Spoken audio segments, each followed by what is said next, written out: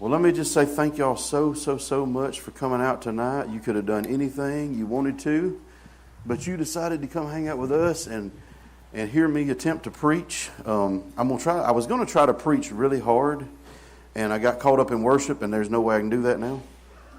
So I'm going to do the best I can. There we go. There we go. Now I can look at you. You can't hide in the dark. Everybody good? Amen. Oh, come on. There we go. Anybody else want to shout before we get started? Yeah! We do that more often. I'm just hoping what started this morning carries over to tonight. Hey, listen, what I want to talk to y'all about tonight is some of the reasons that people kind of back away from Christianity. And I don't know if y'all are aware of this, but over the last, 40 years or so, there's been a steady decline in the church. And I can remember people telling me, used to, if you declared to somebody that you were an atheist, they looked at you like you had a baby foot growing out of your nose. And nowadays, it's not a big deal. We just kind of skim over that. So I'm going to cover some of the things that I think, maybe keep people out of church. Maybe they don't. I don't know. But first off, I want to, right after 9/11, there was a gentleman named Sam Harris. And Sam Harris wrote a book called The End of Faith. And in that book, he basically critiqued every kind of organized religion that ever was. And he pointed his finger and he said, this is what's wrong with the world. And Christianity was included in that. So this is right after 9/11. He tried to get the book published. And the first publisher turned him down. Second publisher turned him down. 12 publishers turned him down. Finally, after that, a publisher said, okay, we'll publish your book. And that book stayed on the New York Times bestseller list for 30 weeks. Because he gave a voice to a large group of people that basically feel the same way. They felt like religion was the problem. And then not long after that, these other gentlemen come out. Richard Dawkins comes out. He wrote a couple of books. Christopher Hitchens, he comes out. He writes a few books. And suddenly these guys are rock stars. They're on late night TV shows and they're doing appearances and they're signing books and they're just this big deal in pop culture. And we dubbed them the new atheists. And what these guys did was they basically updated us on what it meant to be an atheist. And what I'm going to talk about, I'm not trying to pick a fight with nobody. I'm not here to argue theology. I quit doing that a long time ago because it makes my head hurt. But listening to these guys talk, there's some things about atheism that I think you need to know. First off, I'm going to pull the Andy Stanley definition of atheism, if Robbie will put that up there. Atheism is a complex belief system that logically leads to some unsettling conclusions. Now, I'm going to be fair, and I'm going to tell you this. Just because something is unsettling does not mean that it's not true. For example, your teenage daughter's boyfriend. It is true and it is unsettling all at the same time. Okay? So, just because these things are unsettling doesn't mean that they're not true. All right? So, if we would, let's go to my first one. The first thing that you need to know if you're going to be a good atheist, you do not exist. Now, please don't leave the room. I know some of y'all are like, Pastor, come on, man. Really? Like, what are you doing here, dude? Let me explain it. In a world where you remove a personal God from the picture, you're just biology. There's no you in there. You're just biology and chemistry governed by the laws of physics. Y'all with me? That's good. Everybody's just like, what? Yep. Oh, man. And, there's probably not a better illustration of this than Christopher Hitchens himself. Christopher Hitchens he's one of the new atheists, and this is straight out of his book. Christopher Hitchens died in 2011 from pneumonia that was brought on by the cancer that he'd been battling for a long, long time. And in his book, he's talking to his doctors, and they're basically telling him things that doctors say. Well, Christopher, your body's reacting to the medicine. Christopher, your body is weakened by the cancer. Your body is. Finally, Christopher just tells him, look, I don't have a body. I am a body. And you're just like, wow, that sums up their belief on what we are. And if you think that that's easy to wrap your head around, I asked for a little help tonight, and he said if I'd let him stay up late, he would help me. Come here, bub. Come here. Go get down. Oh, goodness. Now, you're mic'd. You can't be screaming. All right, look, the people are that way. He doesn't want to talk to y'all. He's shy. But basically, under that, Elliot has no value.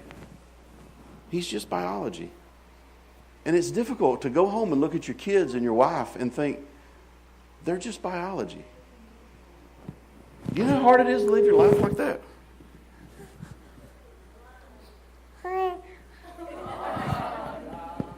Elliot, I think they'd rather listen to you.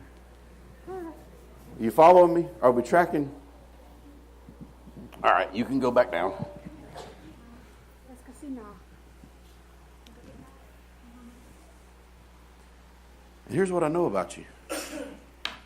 Even if you follow that belief system, you do not want to be treated like your biology.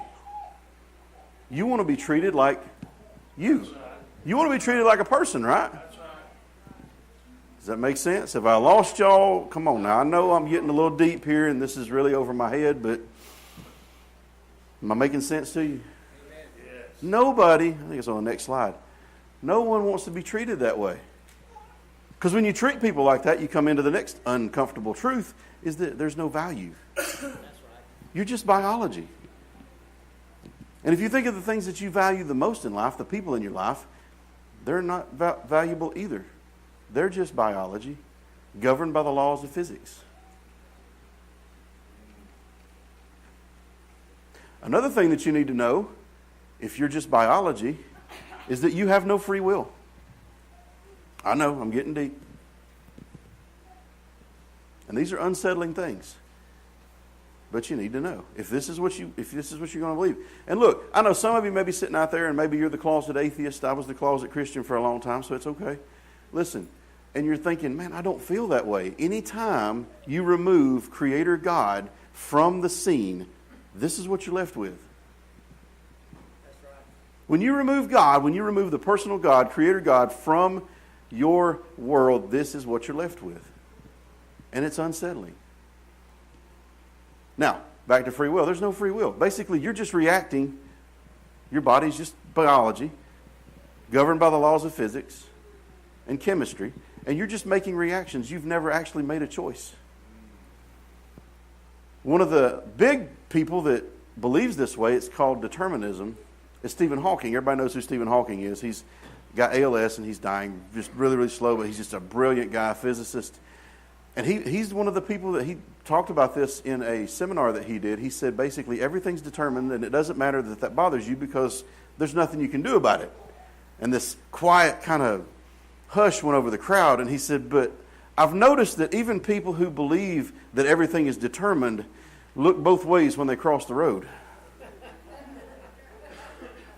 Kind of stabbing at his own thing. And I know some of y'all are like, man, why are you talking about this? I teach the kids this. Y'all know why? Let me give you a staggering statistic.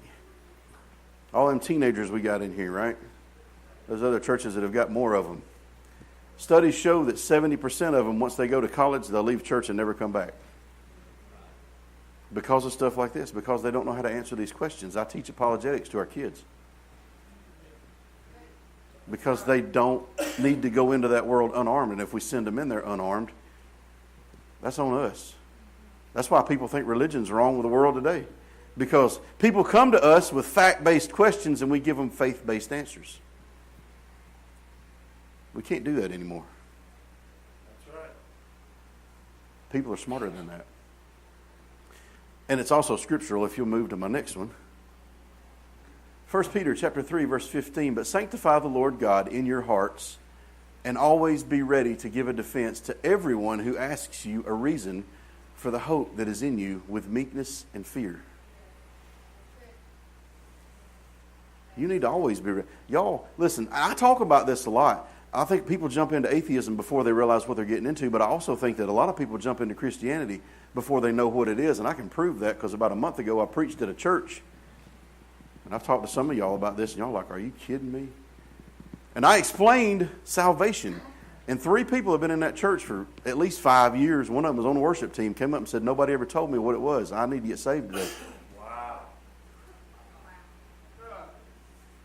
Because nobody told them. Nobody explained it to them. They just said, well, that's what Grandma believes, and this is a church we've always went to, and I think I go to church, so I'm good. Walking through them doors don't save you. That's right. Come on. Being baptized don't save you. That's right. And we need to know that. That scared me to death one night. I had Paul back there, and I was doing it as a joke to begin with, and I'm like, why don't y'all go up and evangelize to Paul? Explain to him what you believe, and none of them could do it. And I'm like, okay, we're going to stop right here, and we're going to explain this. We're going to throw my notes out the window, and we're going to explain Christianity to you guys. Because I don't want y'all walking around and somebody saying, hey, why are you a Christian? You go, I really don't know. You need to be able to tell people. I think everybody needs to be able to tell people that. Next thing, I'm going to quote another guy. This is another one of your new atheists. And this is Thomas Nagel. Thomas Nagel, he wrote a book called Mind and Cosmos. He wrote another book before that where he talks about basically people in the scientific community who are atheists refer to God as the God of the gaps. Basically, if we have something we can't figure out, we just go, well, God did it. And they call him the God of the gaps. And then he basically points to, he kind of turns on his own people and he says, well, y'all do the same thing with natural selection. If y'all can't figure it out, y'all just say natural selection did it. And he said, you do the same thing. But that's not why I brought him up here. He makes a startling confession as an atheist. And you wouldn't think that they'd confess this, but just listen to what he says. He says, I want atheism to be true and am made uneasy by the fact that some of the most intelligent and well-informed people I know are religious believers. Keep going. It isn't just that I don't believe in God and naturally hope that I'm right in my belief. It's that I hope there is no God. I don't want the universe to be like that. Now, that doesn't make a whole lot of sense unless you look at it realistically. Because you see, today, a lot of people have this wonderful statement. They say, well, I've got a past. I got a past. I got some luggage. I got some baggage. But that was, back then, and I'm going to forget about that, and I'm going to move on. And this is what disturbs people about it. Next slide. Because if there's God, that means you're guilty of something. If you confess that there's God, I put this on Facebook the other day, to admit God is to submit to God. If there's God, that means that I'm guilty. That I've broken the law. That it's bigger than just I've got some things in my past. Not only am I guilty, I'm accountable. As believers, we believe that everybody's going to stand and give an account of their life. And I'm telling you, there's some things I'm not really looking forward to accounting for. He's going to be honest with you. And I think a lot of people look at it that way. Like, if I have to admit that there's a creator God and I'm going to stand in front of him and I'm going to give an account of my life, there's some things I don't want to talk about, so I'm just going to ignore that and hope it goes away. And the last group, and I think everybody can relate to this, if there's God, that means I'm wrong. Now, I'm going to point this out to you. How many of you have ever been in an argument with somebody, and about halfway through it, I know y'all argue all the time, about halfway through your argument, you realize, uh-oh, they're right. And I'm wrong. Now, at that moment, when you realize that they're right and you're wrong, do you stop arguing? No, because it's no longer about right and wrong. I just want to win the argument. Does that make sense? I just want to be right. I just want to win the argument. That's why I got away from debating people about faith. Because sometimes we get mean with it. And here's what happens. You can win the argument and lose the soul. And if you win the argument, lose the soul, you've gained nothing. That's right. We can't do that. That's not who God called us to be.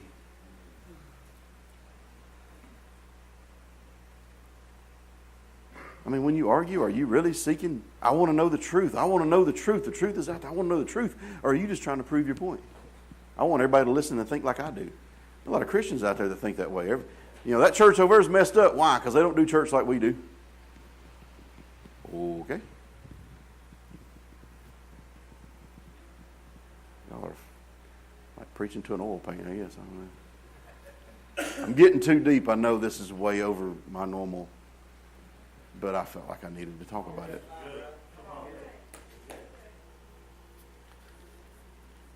Here's what happens. And this goes back to faith-based answers to fact-based questions. A lot of times people grow up with a childhood faith where they tell them things like, God will always protect you. If you follow God, nothing bad will ever happen to you. Or God will answer all your prayers.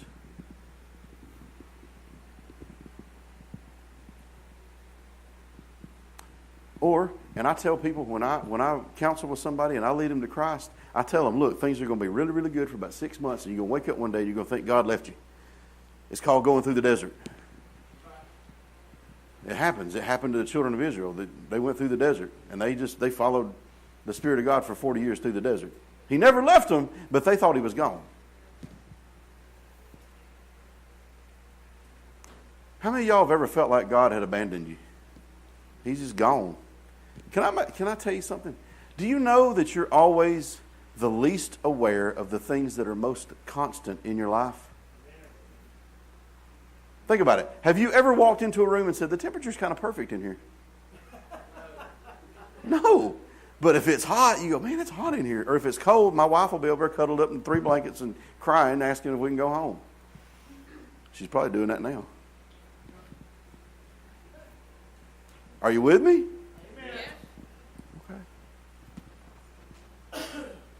So let me ask you a question. Let me slide up there. Have you heard about God? Or do you know God? Come on. Are you listening to what somebody else is telling you? Or have you bothered to pick up this book and find out who he really is? Amen. Because here's what happens. People listen to who somebody else thinks God is, and the moment tragedy strikes, they have one of these conversations. Well, Lord, I prayed and I prayed and I prayed. And I just found out today that my mother has stage 4 cancer. And where are you at, God? What are you doing? You're supposed to do all this stuff for me. And are you even there? Are you even listening? Do you even exist? God never promised you that bad things wasn't going to happen. I don't know how you could read the New Testament and believe that. Look at the Apostle Paul. That dude was snake bit, jailed, beat, shipwrecked, thrown in prison. And I'm not talking about like a jail prison. I'm talking about the prison. Perry Stone describes this thing. It's a hole in the ground. It was like the under the jail. That's what it was. It was under the jail. How could you possibly read that and think that, well, my life after I give my life to Christ, it's just going to be sunshine and 3-headed kittens from here on out? That's crazy. God never promised any of that. He does promise you he'll never leave you and never forsake you. That's right. He does promise you that he's going to get you through it. That's right. But he never tells you that you're not going to endure hardships.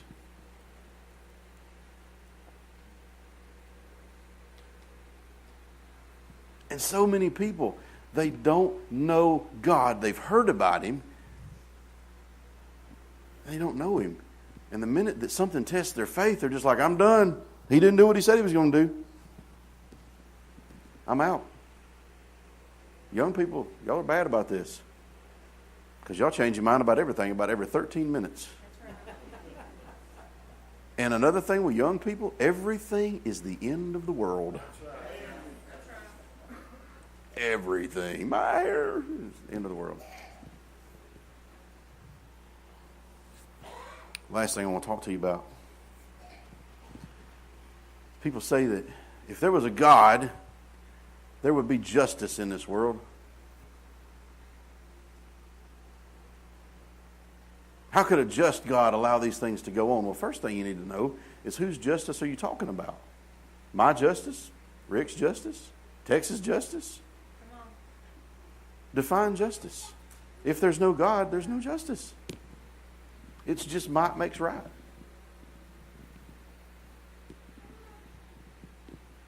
So yeah, if God left, injustice would go with him because there'd be no justice for there to be injustice. Well, that's not fair. I don't know how this is fair. Can I tell y'all something? The Bible never says everything's going to be fair. It's not. They think, well, bad things never happen to good people. Can I tell y'all something? Christianity started when something horrible happened to somebody who was really, really good. Come on.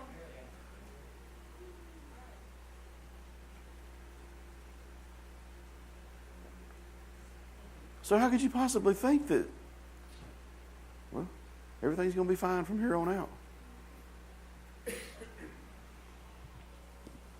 Move on, Robbie. A lot of scripture. My wife got mad at me when I gave her this because she does my PowerPoint. And it was like 6 pages, and she got really, really mad at me. And she don't sleep a whole lot, so she was like throwing stuff at me. I'm just kidding. She may throw stuff in a minute. Yeah, there may be some misprints, and I hope Robbie caught that. As you read the gospel, when it comes time for Jesus to go to the cross, there's all these little things that are going on, all these little side stories, and all kind, because like basically the world is shifting. And you see Peter denying Jesus. You see Judas betraying the Lord. You see Simon of Cyrene with the cross on his back. He's carrying the cross. All these little things that are going on. And there's another one that we want to talk about. And I'll get to it, but I want y'all to think about this. Everybody knows eventually what happened to Jesus, right? Luke just perfectly puts this. So Pilate said to the chief priests and to the crowd, I find no fault in this man. I find not he's innocent, not I don't think he did it. I can find no fault in this man. This is after they've arrested him for whatever they made up, drug him in there, beat him. Then they decided to take him to Pilate. They wouldn't go in Pilate's house because that would have made them unclean.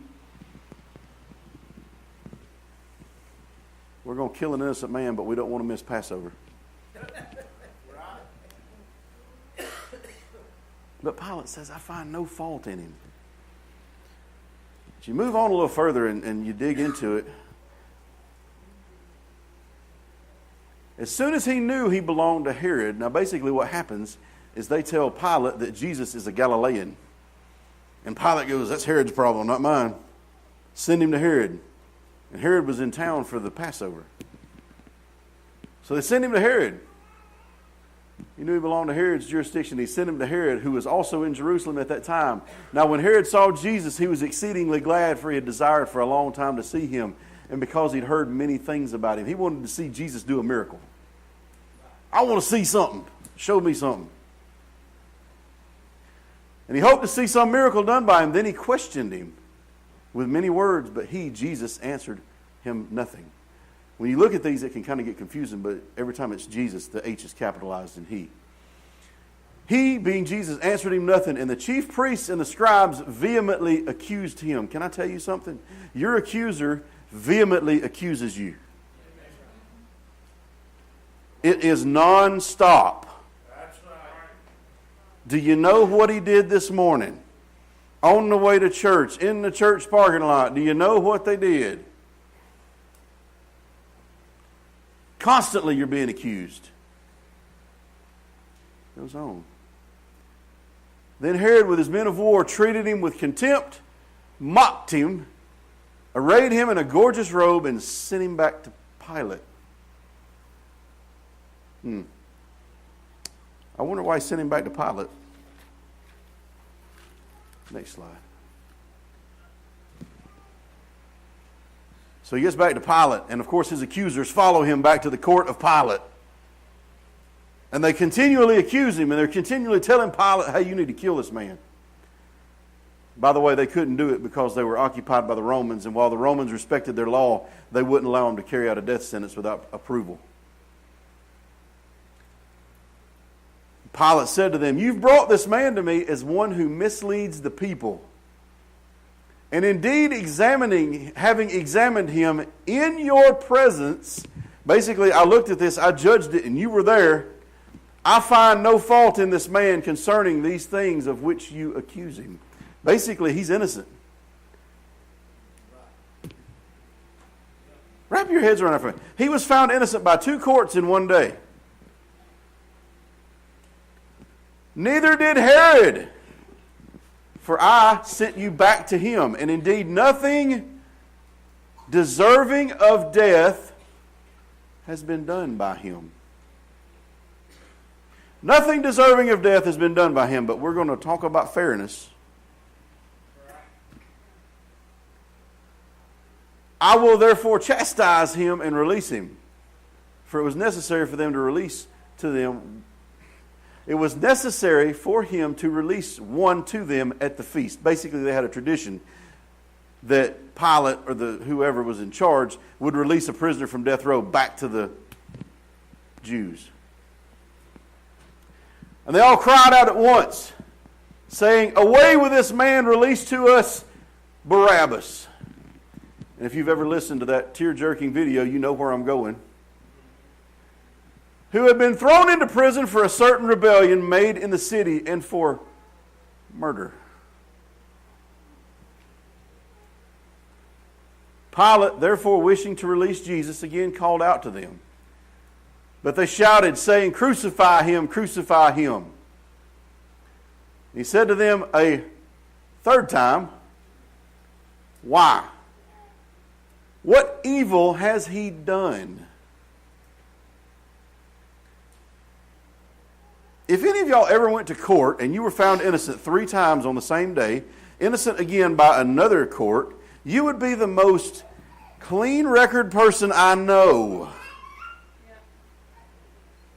You would be off scot-free, but we're still talking about it. "I find no reason for death in him. Again, I will chastise him and let him go." But they were insistent, demanding with loud voices that he be crucified. And the voices of these men and of the chief priests prevailed.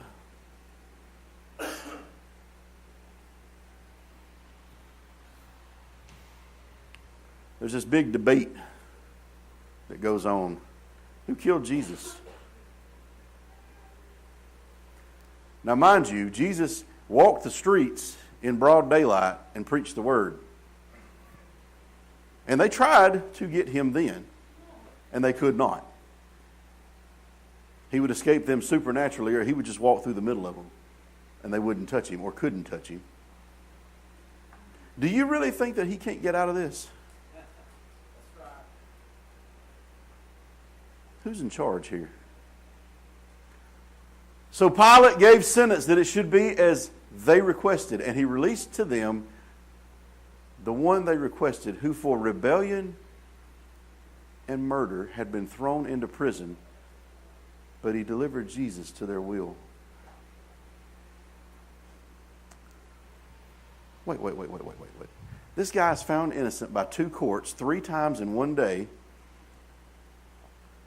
and we're going to send him to Golgotha to be hung on a cross, and we're going to cut this murderer loose. That's what we want. That's justice to us. If you were in Jesus' sandals at that point, would you have objected?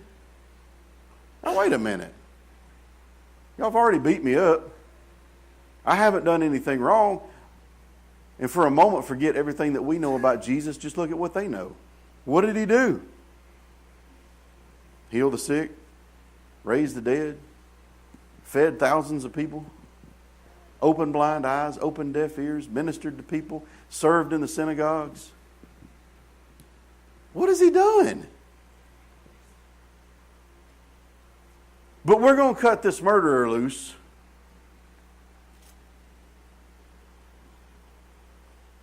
And we're going to crucify him.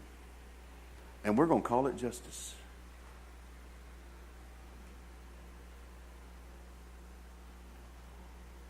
My friends, can I tell you something? And this may offend you.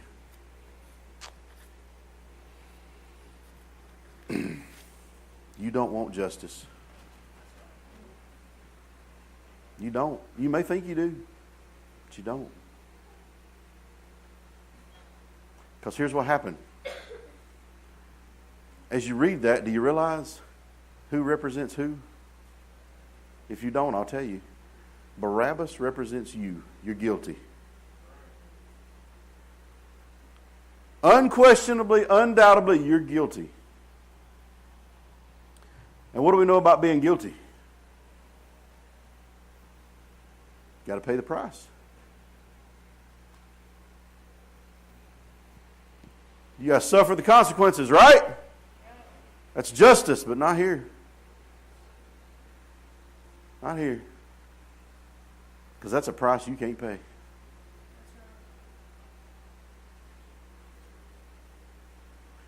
And in the midst of all that, the Father's looking down and he says, somebody's got to pay the price here. These people are guilty. And Jesus looked at you and your filth and your mess and your garbage when you were still his enemy. And he said, let him go, Father. I'll go to the cross. I'll walk that hill. Let him go.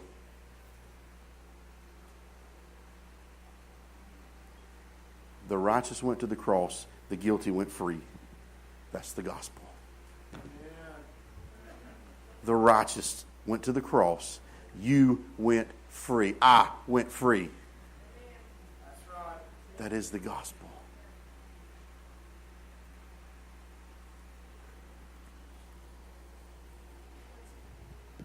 Next slide.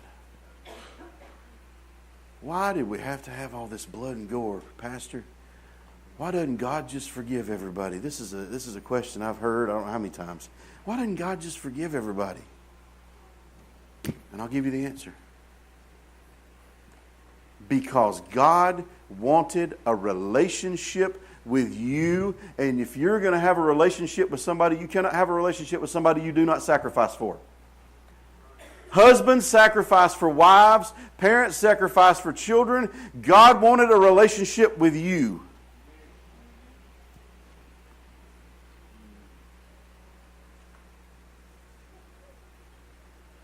That ought to fire somebody up. I mean, come on.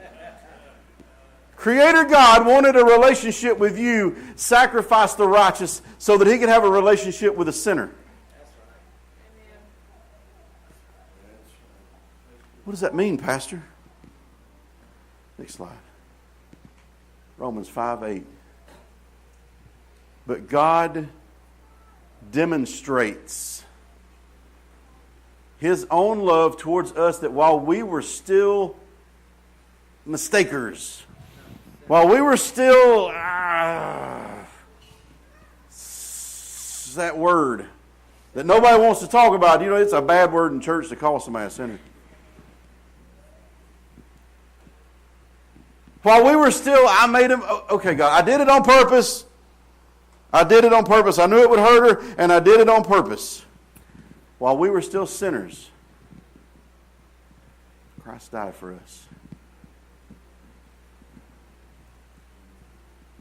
When you spit in his face, he died for you. That's right. Next slide. If there's God, there's forgiveness. There's some good news, y'all. There's forgiveness. If there's God, there's forgiveness. If there's God, there's relationship because he sacrificed to have a relationship with you. And if there's God, there is truth.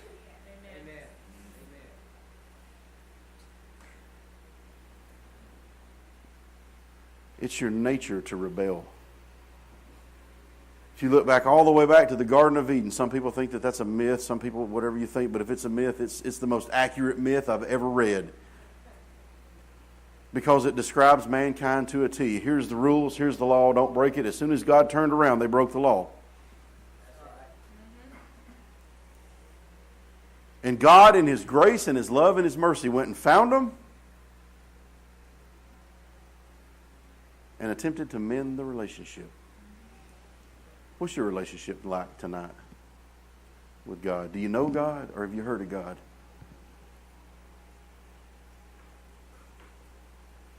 Well, you know, my grandma talked about the Lord and how she was close and she prayed all the time. That's not going to do you any good. That's good for grandma. That's not going to work for you. Well, Pastor Rick talks about God. Okay, that's Pastor Rick's God. You need to learn who God is. You need to have a relationship with God. He sacrificed for you. The door is wide open. There's no excuse to sit there and not have a relationship with God. Amen. There's no excuse.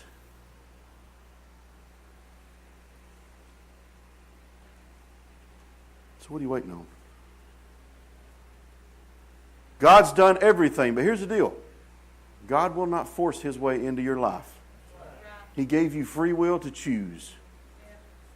You can accept Him or you can reject Him. That's up to you.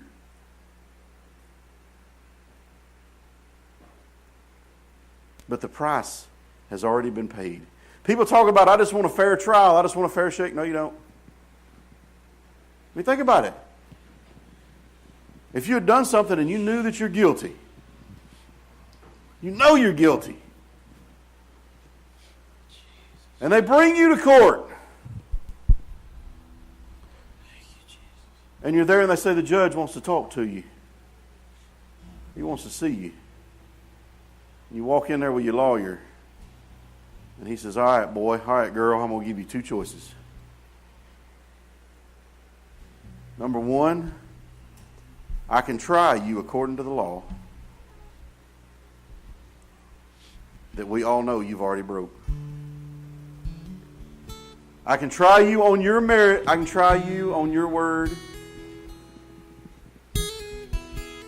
But I don't want to do that. So here's what I'll do. If you'll just tell me that you did it, just confess it to me. You can walk out that door a free man.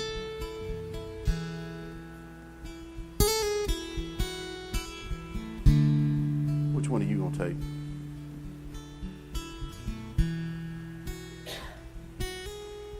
All I got to do is admit, hey, I'm a sinner. And I'm in need of a Savior. And the one that did what I couldn't do, the righteous one, the holy one, the most prized possession of heaven, walked the hill at Golgotha and paid a price I couldn't pay. And He says, all you got to do is confess Jesus is Lord with your mouth and believe in your heart that God raised Him from the dead. And that's it.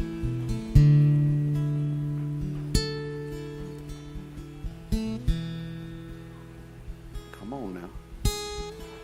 Do you really think that you're just biology? Or do you know that there's something more?